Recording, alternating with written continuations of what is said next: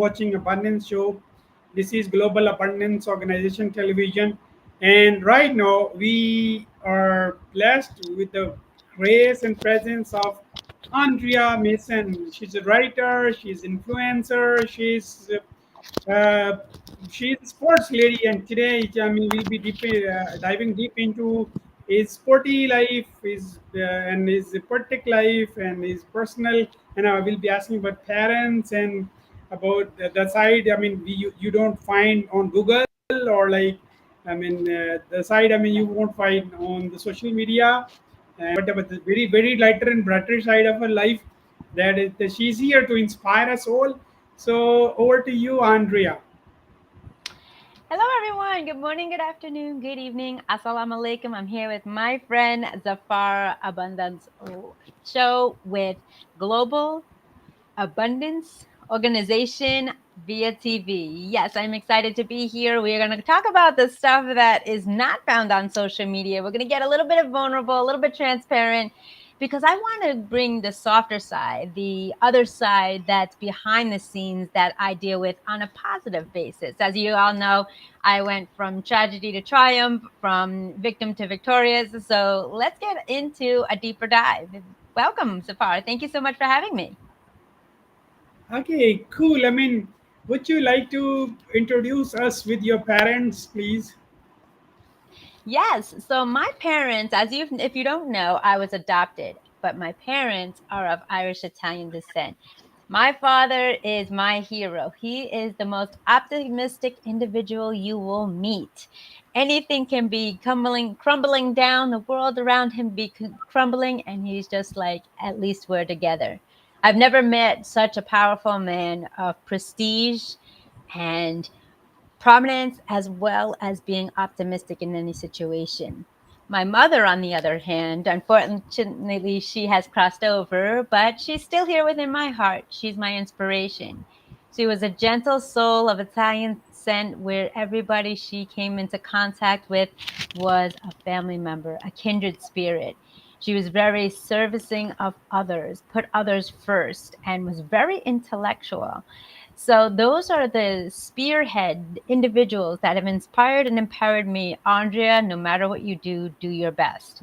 They were both successful bankers, and they both have achieved one of their greatest milestones for their life was to finish working at the age of 55. That, in a nutshell, has given me great power and perseverance to take every ounce of step of progress towards progression. Back to you. Thank you so much. I mean, this so lovely parents. That's amazing. I mean, really inspiring. Again, now tell us anything special from your childhood. I mean, Andrea as a kid, how was she? Very jolly fellow, like, I mean, introvert, extrovert, like all the time making some mischiefs. Some Yes, so I, I mean, any I was the interesting I was the story? rebel. I was the rebel in my community. What I mean by that is because, as you know, the other side of me was very abused and bullied. So when I did have the opportunities to make decisions, I would go against the herd, go against the masses. I was known to be very outgoing. I would speak my mind in a respectful manner. I wouldn't be fearful to go up and connect with someone despite my shortcomings and my abuse and bullying. I just felt that I had the connection somewhere, somehow, with anyone that I came in contact with. And I'd just go up to them and start talking to them. On the other side, I was very jovial. I loved playing sports, at that of US soccer, or European football, as they call it, as well as American football with the pigskin that you throw with quarterbacks. I grew up amongst probably one of the most rugged cousins in my family. I was the only female for quite some time, so all my cousins were male. And so they had great influence, but they also included me in everything they did, whether it be coming fishing, to football, to wrestling, to video games. I was present. So I really got the rugged side of things, which helped me muster up my warrior within. But at some times when it came to situations that offended females, that affected females, pardon me, it was a little bit difficult. I never really wore dresses, never had a doll, never played dress up or makeup or anything. I was what they call tomboy. So, what allowed me to kind of find the softer side really to come to fruition was my mother, as we would go to family celebrations, as also as it was in later on in her years. She really tapped into my femininity and said, you could be rugged, but you could also be a lady. And so that was the beauty of it as I got older with my mom, to really kind of tap into that genuine side that females have. Back to you. All right. You've been a footballer, a soccer player. Yes. Uh, Hmm. I got my clavicle fractured. I mean, it was broken like this. Oh, Once oh my. I tried to the goal football, but I was stopped by my fellows. I mean, I was then in eighth, and it was like Wow. 1991, and I was just, Wow. I got this broke, and there were three Oh my boys at goodness. that time. One Yeah, wrist was no. broken once. I mean, hairline fracture, and Oh then this wow. again. But I still love football. Position Yes. did you play in there? So in so when I played athletic soccer with your foot and the ball on the field, I started off as center halfback midfield, and then I moved Oh, to striker where I would kick the goals. Now, if you're talking uh about huh. American football where you throw the football and you wear pads, I just played kind of flag football just as like, a hobby, and I was usually the wide receiver, the one running to catch the ball. So Oh, yeah. otherwise, I mean, you are typical girl. I mean, girlish body you have. I mean, you just like Somo. You're not Somi. Somo, I mean, Yes. they are huge bodies. No, but you're smart, skinny body. And I mean, that's why I was Yeah. worried. You could have a lot of injuries then. Why? Because this is it's very heavy. You got to keep running Yes. all the time. I mean, it's like Yes. look, pass, Yes. run, and there's a Yes. Yes. slogan for the football. I mean, and then because you Yes. run to a get into position, then somebody gets you pass, and then that's how it Right. goes on. Right. Okay, Yeah, now some of my to injuries include some of the injuries that included in my athletics was the first one. I got several concussions. Then I tore my PCL and I tore my MCL in different knees. So that also put a damper in my longevity of playing oh, football or soccer, pardon me. Yeah. okay, cool. Apart from this soccer or football, did you play any other games too? I played softball, but I really wasn't a fan of softball. It really didn't gain any interest. I did do track, but not in a school sport. It was just for gym. But I mean, I enjoy it. I played tennis with my father. My father was an amazing tennis player, so I played a little bit of tennis. I love swimming. I did other sports, but as a career in sports during my school years, it was predominantly soccer or European football. Yes. Okay, I've got a now different question. Okay, how about your routine? When you get up early in morning and then bed to bed story. Mhm. when you rise and then you go to bed. Whole story. Get us 24 hours. Yes, so 24 hours starts. Usually wake up in the morning between 6 a.m., 6:30 in the morning. Before I get out of bed, I'll do my gratitude attitude and give gratitude to all the things that I have, the people in my life and so forth. Wake up, I'll make breakfast. I'll have an English muffin or so and a cup of orange juice. Then I go right on the computer and start working, conduct my schedules for the day, confirm appointments going further. I may or may not take a lunch break, and then I will probably close up shop, give or take, depending the day, around 6 or 7 in the evening. And then after that, I usually just kind of wind down, and then I'll have dinner, and then I like watching a lot of YouTube videos to get inspiration. Now, whether that be inspiration of the places I love to travel, or vloggers that I enjoy watching outside of the industry. That's what I usually do. And I usually turn in for the night, give or take around 11:30. So that's really my structured day. My weekends, I'm completely off grid. That's when I balance my work and personal life. So I don't really do anything unless scheduled in advance on the weekends. That's predominantly my time to kind of really enjoy things out of the industry and off grid. Okay, tell us a bit about hangouts. Whom do you hang out with? Hangouts. I mean, do you? Usually, when I Yeah. hang out with is I usually hang out with like a group of like two or three individuals that I really associate with because I love what they bring to the table. They bring entertainment, they bring art, they bring music, or they bring different cultures. So there's usually a group of three of us that usually hang out. All of my other friends since 2020 have moved afar. We're talking hours away. So I usually spend quality time with them either virtually, like I'm doing with you, or on the phone. But, in Hangouts, this is what I usually do. We usually probably go dancing, or we go to like a restaurant or a cafe and just have conversation. That's really what I enjoy doing, just being in the company of people. If it's not that during the warmer months, I love going to car shows. I love going to air shows. I love going to the beach. I love going anywhere there's music. I love dancing. So that's kind of what really inspires me. Okay, coming to the music now. I mean, what inspires you? Classical, rock, or like hip hop, or like I love what, everything. I love everything. My favorite genre probably is hip hop and reggae, just because of the percussions in it and the drums. I really like that. It really helps me kind of get into the rhythm. It's just something that's, like right now, I usually play when I'm working some sign of soundtrack, whether it's Pandora, Spotify, YouTube, or whatever.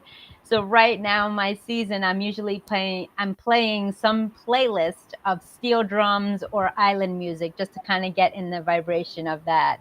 In the winter, as soon as November hits, November 1st, I'm listening to all things Christmas music. I love Christmas. It's one of my favorite holidays of the year. cutest? Okay, tell us about the funniest event in your life and anything that was very funny and you remember that. I mean, you get cramp and you while laughing and I mean The anything funniest so thing. joyous, so Wow. joyous.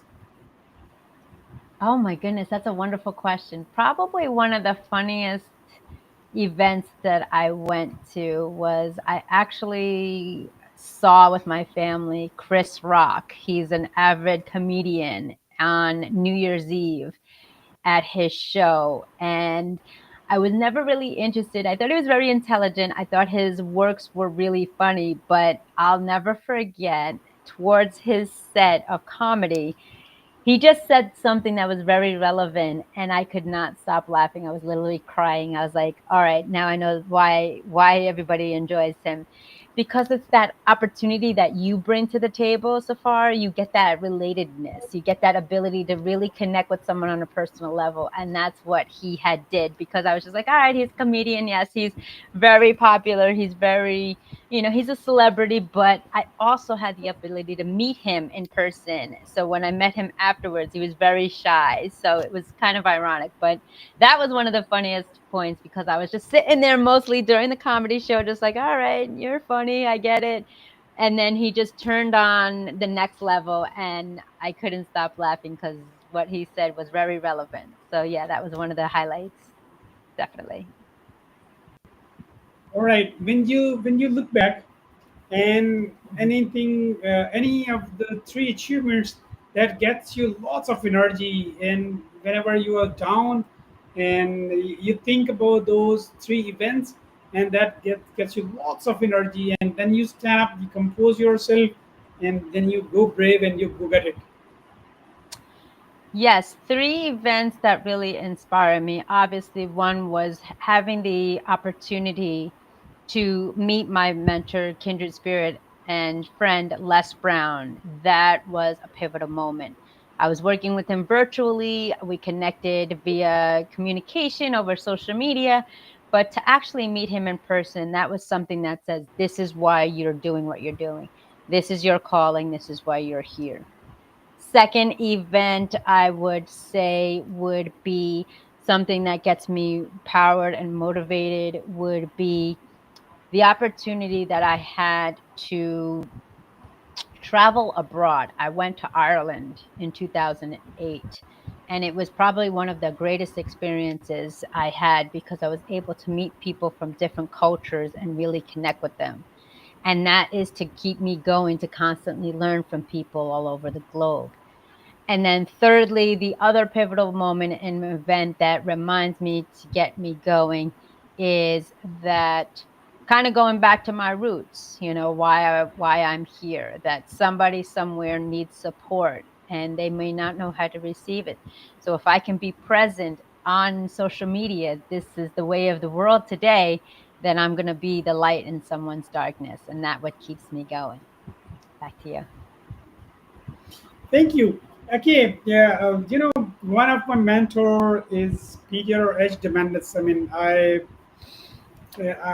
got a lot of inspiration from him also because he's a tremendous person and there is massive. There are in one one terminology is massively transformative purpose. That's Hmm. purpose of your life. I mean, why are you here for? I mean, what, Hmm. why God has made you so, and what why God has sent you to the earth, and you're here, and you Right, need to find your purpose, as you said. One, right. he says there are 2 days important in your life. One, Mhm. the day you was born. Other, the Mhm. day you got the purpose to your life. Mhm. I mean, get Yes. us these two days. Yes. Absolutely. Tell us about these And 2 days. so when I was born, obviously I was a miracle because I was so young, but I made it through at 11 pounds at 11 months old. And the day that I found my purpose definitely was when I connected with Les Brown with his academy, knowing that I was just kind of following the motions of what my professional career and degrees provided me in social work and psychology. But I had an eye-opening moment, awakening moment that, hey, I have a story. I have something that I can help people in different dynamics across the world. And that day was November 25th, 2021, that I connected virtually with Lita Les Brown. And that's where the journey began. That is really amazing. I mean, I got into my own life also. Okay, any three advices you used to get from your elders, from your parents, or like from teachers? Oh, absolutely. I love connecting with my elders anywhere, anytime, even strangers on the street. I just make it a point to connect with them. I have one of my cousins in my family is the storyteller.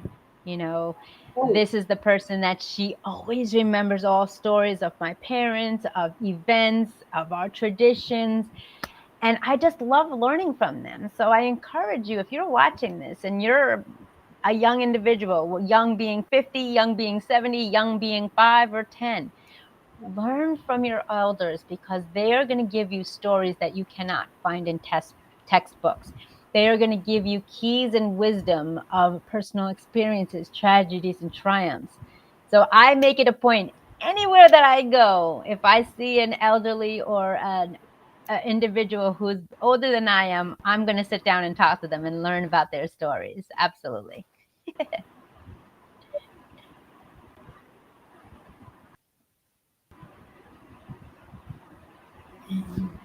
just connection lost. Looks like we could not hear.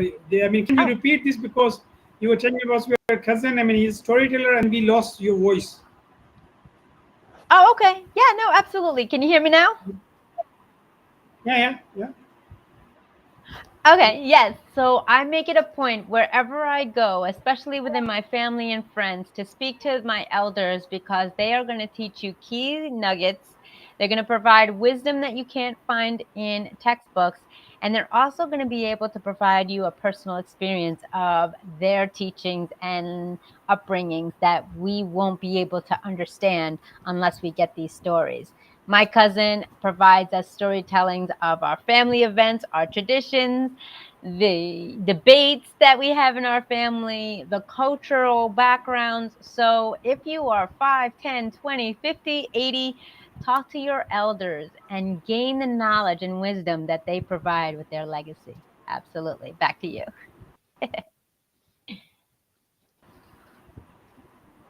Thank you. Three advices that you want to extend to 20 years old Andrea. Oh my goodness. 20-year-old Andrea was a rebel. She didn't listen to anybody. She connected. She was just always doing her own thing, a lone wolf. And she thought she had all the answers. And so, what I would tell her was, if you just stayed patient, if you just focused on the good things in life and not the little things and not sweat the small stuff, you would have a quicker advance and success in your life than where you are today. Okay, cool. I mean, thank you so much. Okay, generally our brains tell us not to go for anything that is difficult, that is tough. And every success has its process, and it is always tough. So Mhm. how do you convince your mind to go through the process? I mean, this is again. I mean, since you're a life coach, and I Yes. mean, you've written a book also from victim to victorious, and Hmm. this is complete Hmm. story of a success.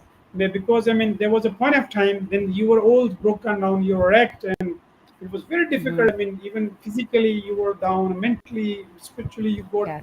you were too down. Then you Hmm. collect your courage, you stood up, and then you made it, and then you wrote a book. Writing book is not a joke. I mean, when to write one page, I believe you have to have one book's knowledge to read one Hmm. page, but Yes. you've written a book. So Yes. tell us the story, please. Yes. So to gain that motivation and that inspiration, you have to kind of find within. What I say to myself every day, we all go through things. If I'm coming through a rough patch during my workday or have an interaction that was unfavorable with somebody, I'm just like, this is not that serious. Nobody died, nobody got hurt, and look how far you've come. Like I had mentioned in yesterday's segment, I've been gone for a couple of weeks, and your vibrance, your frequency, your energy is just so admirable. And to see that transformation you have made to realize, hey, I still got a long road to go.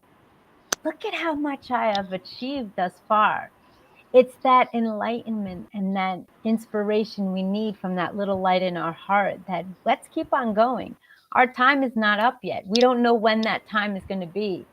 So, what I remind myself if I get frustrated, agitated, is it worth it?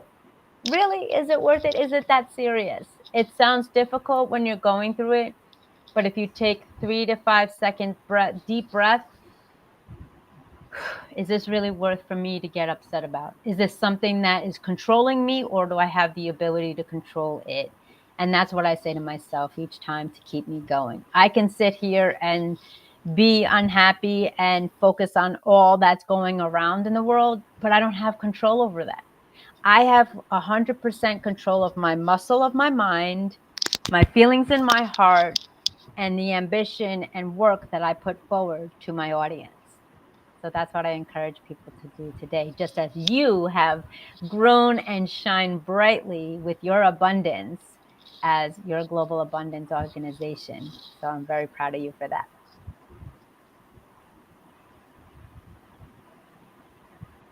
Okay, thank you. Okay, Andrea, say you are a global Hmm. citizen, and you're a resident of Hmm. USA. Uh, we believe that people there are, I mean, you are people of higher intellect, and since you got a lot of knowledge, everybody is knowledgeable, and you people write books even. I mean, we don't even write here, we don't read here, but you writer there. Mhm. How do you see the peace, like I mean, in Gaza, in India Pakistan borders are hot now, and in how about Ukraine and other stuff? I mean, what's happening? I mean, why is that so? Well, I believe in the different countries around the world. I haven't stepped foot on your soil, but I believe the cultures are a bit outdated. I believe that they don't want change. I believe the leaders in the world are about power and enhancement, but in reality, it's for their benefit. And when you look at the leadership mentality these days, whether it be in USA or worldwide, leadership, we have to kind of understand why they got into their leader role and what inspired them. And then get to the root cause. Did you want to be a leader for power and control, or did you want to be a leader for transformation and change? And as a community, as civilians, as individuals who are part of the community, as we mentioned yesterday, and as you mentioned, is to find the peace within to allow the peace to emulate in the world. There's an African proverb that says, if there is no enemy within, then the enemy outside can do us no harm. As you may or may not know, I conduct a show once a week on Tuesdays in the evenings. And on the other side of the world, it's in the middle of the night, so no worries. But I'm unplugged. I don't associate with newspapers, with social media, with radio, with TV, because I need to protect myself. I need to protect my heart. As an empath, everything I feel gets emulated because I can actually embody the pain, suffering, anger, or positivity of people. So, in order to control what I can to give my best version of myself, I need to unplug. And in doing so, some may say, well, Andrea, that's being negligent, naive, and, lack of responsibility. Well, if I know what I'm doing is a ability to enhance the quality of life with attention and intention, authenticity and integrity, then that's what I can control. The external influences may have an effect on people, but it's how we respond or react to them. Back to you. Oh, great. I mean, this is, I wish, I mean, we could follow what you said. I mean, generally, people, I mean, the most difficult thing in the world is not, I mean, AI. It's not inventing something huge, big, I mean, but it's change. Nobody changes one's mindset.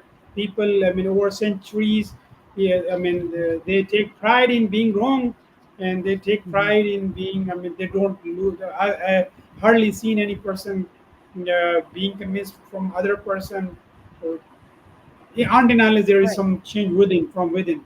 So And then that's what Mahatma Gandhi says. He says, "Be the change in the world you want to see."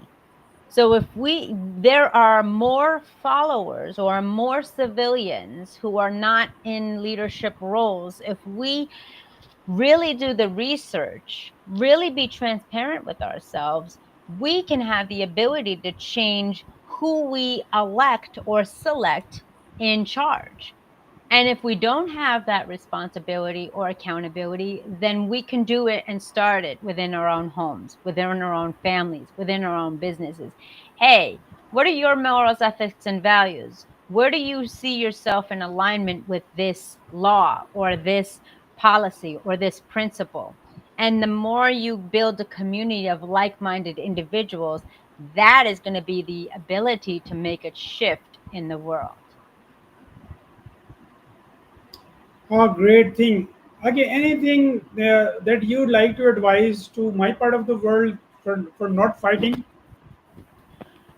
I would say to sustain peace in your part of the world as well as up and coming other developing countries is to get that connection with America, to kind of learn how to acquire freedom without fighting, making ideas to be proactive and as opposed to reactive.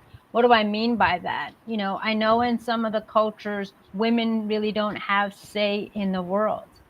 Well, okay, I understand that, but what if you talk to your fellow men in your family and your career and share your thoughts? Then the patriarchs of that region can be the voice for the voiceless of women.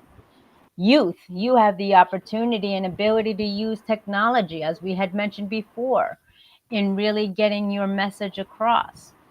So if you feel limited in your ability to have a voice, there's always a will and a way to learn how to do that, whether through an affiliate or a collaboration with someone in America where they do have the ability to have freedom of speech, or the ability to learn about what are the shortcomings, mishaps, and obstacles in your way to get what you want in a civil and respectful manner.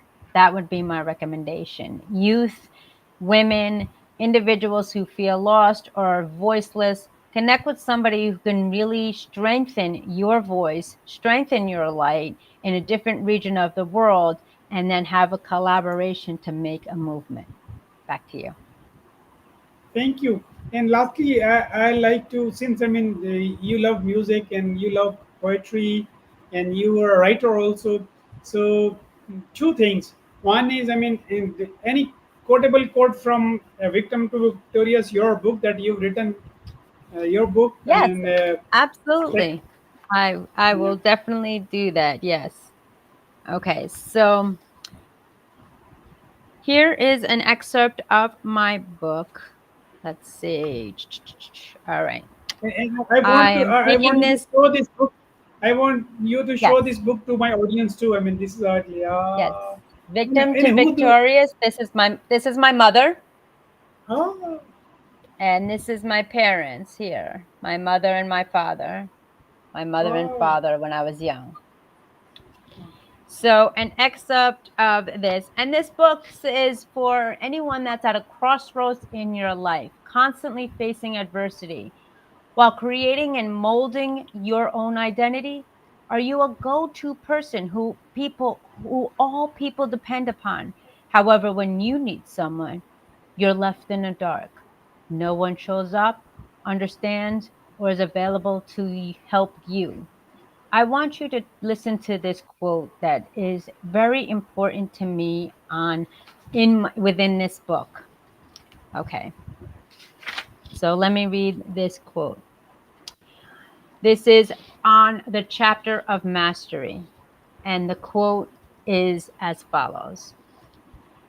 I'm here to remind you that I arrived at the United States of America at 11 months old, weighing in only 11 pounds. With these angelic numbers ushering me into the land of the free, I've now become an inspirational living testimony that big dreams can and do come true. It all starts with you. So, ladies and gentlemen, this book is a living testimony and document and can be found on Amazon. And for those in India, in Asia, pardon me, you have to go to your local website. You go to the selection category of books, you type in Andrea Mason below, and the title of the book, Victim to Victorious. This is a guideline, a tool on how to break free, how you can find your inner strength with the child within and ignite the light that allows you to shine brightly to help others overcome and achieve any obstacles you've gone through. Thank you. Back to you.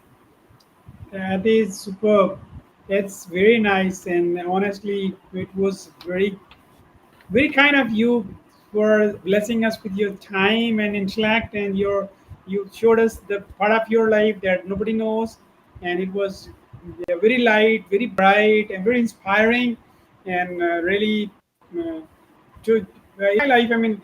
I've also been through a lot of stuff, but you've been a Mhm. great coach all the time. I've been asking a lot of questions. You've been guiding, inspiring me, and that I got a lot of vibes from your side, honestly. And you could see the results for yourself. Yes. I can't thank you and blessings for the thing and you've been doing to me. Honestly, The best of, No. the most in one's life, most precious thing is life, and that's time. That you've been blessing me time regularly. Thank you so much, Andrea. Yes. Till you see you tomorrow. Yes. Assalamu alaikum. Be safe and be well. Take care.